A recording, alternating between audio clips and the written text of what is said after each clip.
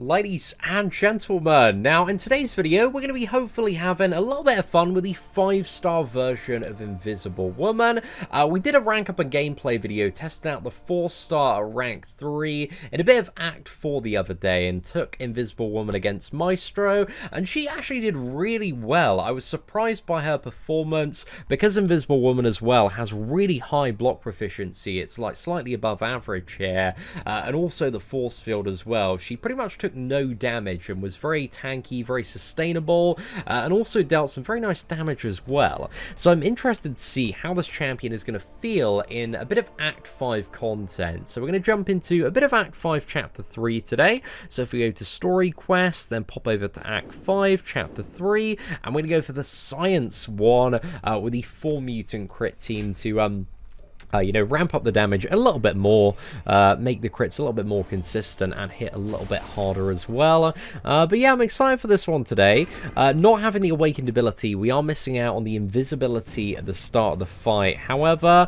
that might not be too much of a bad thing, because it allows us to instantly go invisible when we get our first dexterity, which means that we can start stacking up vulnerabilities if we want. But I need to intercept quite well in order to start ramping up the damage quite nicely. And also I haven't activated the pre-fight ability today because I want to test out Invisible Woman's Special 2 without the pre-fight ability. Right, let's go. Special 2. Oh man, that's some pretty nice damage there. Oh my goodness. Dude, that hit really hard. I was very pleasantly surprised by that. And yeah, we didn't even have big old stacks of vulnerability there. Oh wow, okay.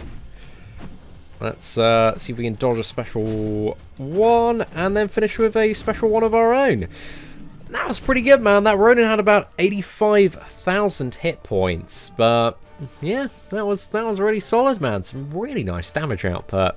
Yeah, I certainly can't fault that one at all. Right, let's move a little bit deeper into this quest now, and then we have the King Groot match up here. So let's let's go for this one, Invisible Woman. See how we fare in this. If we dex right at the start. Oh yeah, okay, because King Groot can shrug off debuffs when he has the Fury. I don't think Invisible Woman we can like stay invisible for this matchup. So that's a little bit of an annoying one. We can stay invisible while he has the regeneration, but as soon as he gets the Fury, I imagine he's going to shrug off a vulnerability and get rid of invisible almost instantly. So there we go.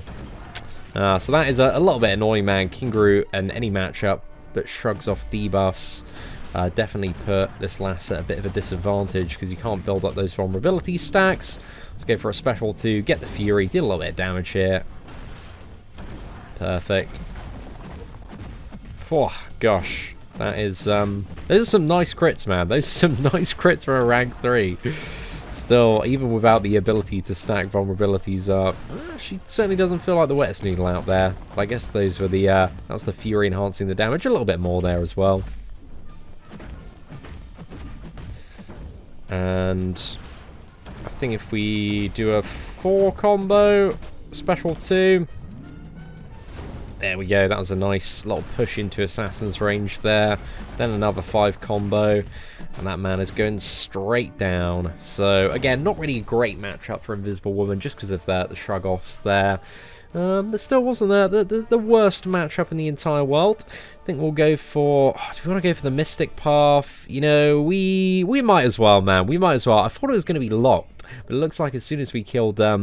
Ronin at the start, it unlocked it, but I don't know if it's like an invisible lock. Yeah, it doesn't allow us to enter it. There's something weird going on with 5.3, so I think we're gonna have to go left there because yeah, I just couldn't bypass that one. It's a little bit peculiar, but let's go down this path anyway, man. Not to worry too much. We do have some matchups with class disadvantage here. Then it's probably a good idea to deal a little bit of damage before we go invisible right at the start. Yeah, get some use out of this force field. Oh no! Okay, I completely messed that one up. And also, for every bit of damage we take, it's going to reduce the Fury potency on the special 2 as well. But at least in this one, we can get some stacks of vulnerability. Right, let's fire off the special 2. It's not going to hit as hard there, but still, nice little increase. So already like one special 2 and one combo.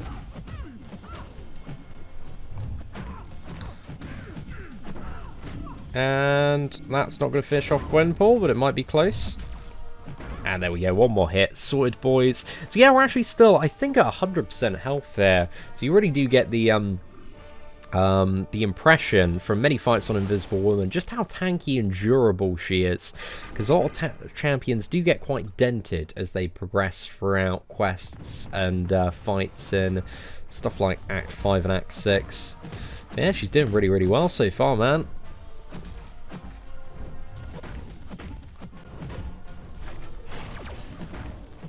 Right, so we've evaded. Let's get those vulnerabilities stacked up if we can. Shorter bursty fights, you're not really seeing that many of them. But let's go. Is this going to be too much? No, it's not too much. Perfect. Right, hit. The thing is, we can't stun now or we lose invisibility. So yeah, we just need to power through that regeneration. We've almost got this man in assassin's range. I really do think they have added something in that while you are invisible, the opponents are a lot more aggressive. Because I just find it very easy to intercept with Invisible Woman, especially backdraft. It seems really, really straightforward. So yeah, I don't know. I don't think there's anything in her ability set about opponents becoming more aggressive, but it's one of those things where they do have that kind of technology available, because they have it with Mordo. Like, while he has this power gain, he's more defensive. So I imagine they have the technology to, you know, meddle with the aggressiveness of the opponent AI mid-fight. I'd imagine that is something that is in the realm of possibility. Right, I was trying to get invisible there, mate. There we go.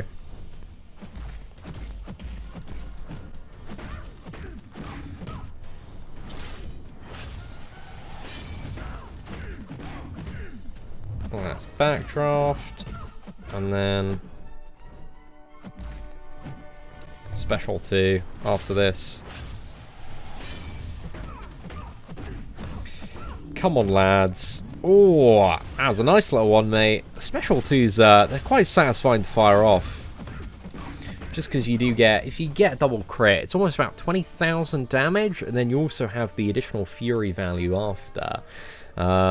So yeah, it's probably, without suicide masteries, you know, you're getting about like 26 to 30k damage value off it. It's pretty nice, man. Pretty nice for a 5-star rank 3 champion. But anyway, let's move on to the Captain America matchup now. And it's crazy that we've done all these fights so far and still haven't, you know, we're still on 100%, mate. That very small salve regeneration is keeping us topped up. It's doing some great work. Oh, okay, right. I messed up there. Accidentally took a parry, but it's a good safety net as well, the invisibility. And also somebody in the I was just gonna say that somebody in one of the first videos asked me to use Nick Fury for the evade synergy. The evade synergy, it doesn't work as a safety net for invisibility. So if she like auto evades, it will put invisibility back like on cooldown. So just something I thought I'd share there, because I did test it. Oh, okay, right, that's just a really random notification there. No! Ah, dude, Apple is dicking me over. I don't, what was that, mate? That was so rubbish. Okay, let's go. It's a very mobile gamer unfriendly notification. Okay, let's go. Can we get a big crit? Oh, not quite, mate. We got absolutely nothing off that one. But there we go. Assassin's Range Fury. That'll do the job. Captain America. Straight down. Straight in the bin. We did make a few mistakes there and get a little bit dicked over by the notification. But it is what it is. Let's continue round the spiral. And we do have Stark Enhanced Spider-Man here. And I think this is maybe another pro of Invisible Woman that we might see in this matchup. Is kind of the safety net that invisibility does provide if the opponent evades. So we'll see how this one goes, man.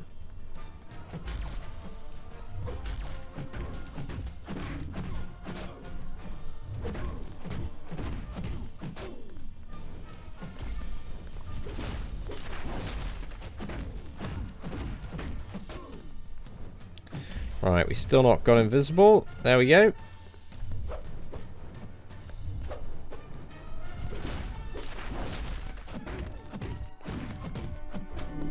Oh no, I forgot to, what did I forget to do? Oh, I completely wasted that, man. Completely wasted that. Yeah, I forgot about the enhanced evade chance on Stark Spidey. I don't know why I forgot about that, man. That's such an obvious mechanic. Ah, what a noob, lads. What a noob. Okay, so now we're invisible. We've got like a nice little safety buffer. If he does decide to Clown Fiesta evade me, he can't attack straight in. So yeah, not a bad way to deal with the last half of that fight there. But I think we also did get, you know, slightly on the lucky side when it did come to some of that evade RNG. However, we got Civil Warrior next, so a fairly basic matchup. But then we go on to Loki, and then we've got Iceman, and then Dr. Octopus and Green Goblin. So I'm curious to see how some of the matchups are going to work out today.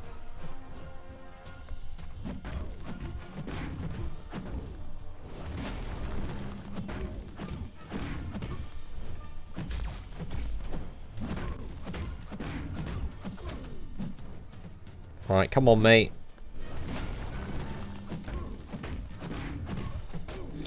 Let's fire this one off. Hopefully get a big old Fury. Oh, yeah. I didn't get the Fury there because of his ability accuracy reduction. Oh, that's really annoying. Yeah, Civil Warrior can be a proper pain in the ass. He's got offensive ability accuracy reduction for each stack of armor he has. So your effects have a chance to not trigger against this man, which is... yeah, tremendously fun. Tremendously fun. But there we go, 52 hits. I'm really impressed that we're still at 100% health. She's putting in so much work, and this champion, she does feel like an absolute tank, mate. Absolute tank. So if you enjoy not taking much damage, then Invisible Woman, she is the, you know, the go-to champion match to match. Okay, we got Loki up next. This one, it might be a little bit interesting. Give the class advantage here, which is a pretty nice time.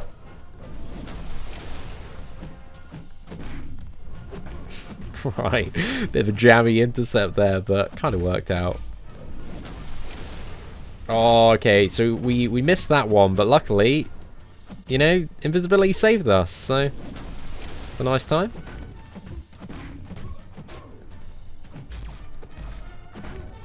And here we can go for a special 2. Hopefully a big old crit. Ah, no crits. That is unfortunate. Hammer into this man's block. Dodge that.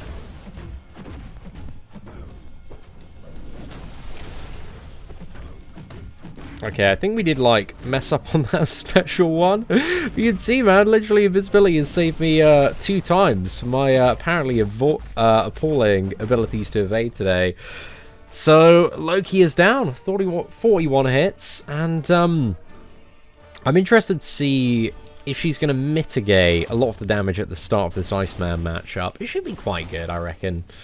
But I imagine the force field is going to burst relatively quickly, because this Iceman does have a pretty stacked awakened ability. We also do have... Oh, we went invisible there. Okay, cool, cool, cool. I don't think we're going to get to the special one as quickly as we would maybe like to here.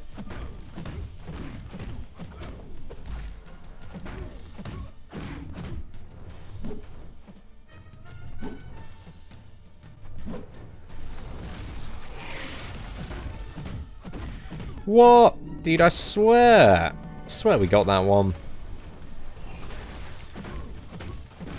It's like invisibility has saved me yet again.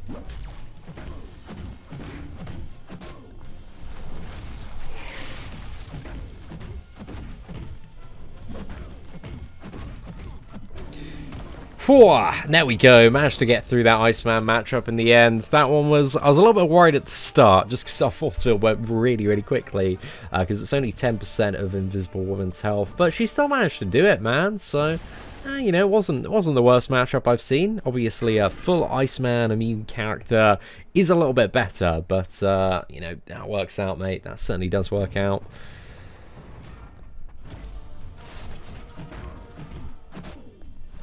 Dr. Octopus is a bit of a pain if I remember correctly. Just because he's got so much power gain. Right, invisibility saved me there. Dude, this invisibility has honestly like carried me so hard today. Keep on making all sorts of like rookie errors.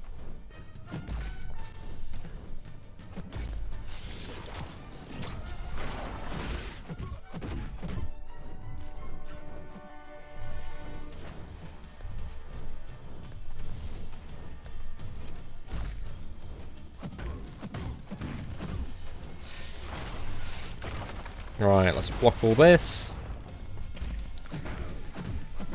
Fire off the special 2. We don't have much force field left. Let's hoping for some form of miracle there. Okay, we're invisible. Yeah, there we go. Okay, we'll take that, man. Look at that. That was perfect.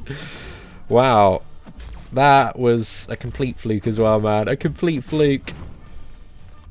That invisibility mechanic is a great safety net, man. It's so good. Right, let's send for the final matchup against Green Goblin. I don't know if we can get this lad down. We might be able to.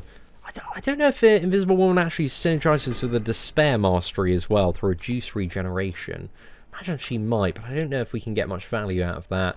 Because Green Goblin, the special one, I can't fully evade that. Might as well give it a try though, I suppose.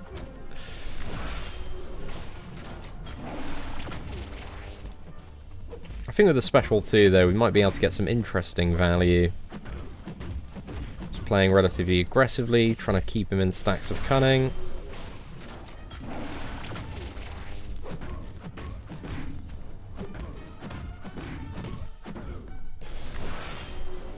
Right, well we messed up that a bit, but we're still good. Come on, double crit here, and then we're good. Come on, single crit. There we go. Well, you know, that was a really great run with Invisible Woman, man. I really like Invisible Woman. I'm warming up to this character big time because there's just so much value that I didn't initially anticipate would be there with the invisibility. But as you've seen, I think in like pretty much like half of the fights today, we've had at least one scenario where invisibility has prevented us from taking a hit. So overall, man, I think she's a pretty solid champion. Still high demigod tier because I think she's got a very high amount of value, but maybe in the hands of the right player that really does enjoy playing Invisible Woman and is, you know, a very consistent interceptor and doesn't take scrub hits like I do, maybe she's got a bit of crazy god tier potential. But I don't know, man, I'm warming up to Invisible Woman the more and more I play her. But anyway, if you did enjoy today's Invisible Woman rank up and gameplay video, please do smash that like button. That'd be greatly appreciated. Aside from that, thank you very much for watching. Take care, and I hope that you have an absolutely fantastic day.